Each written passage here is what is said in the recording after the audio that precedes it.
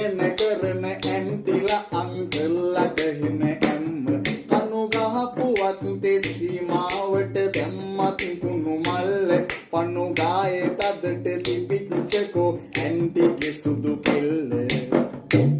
අපේ අම්මා කිව්වේ හුඟක් දෙනා කිව්වෙම අපේ ඇදලු ඇද හොයලා හොයලා රට වටේම කිව්වෙත් වැඩි බනලු අපි තලලා කරලා බිම දැම්මම සමහරුන්ට සැපලු අපි යකඩ කියලා නොදැන තලලා විඳින්නේ අමුදුකලු අපි යකඩ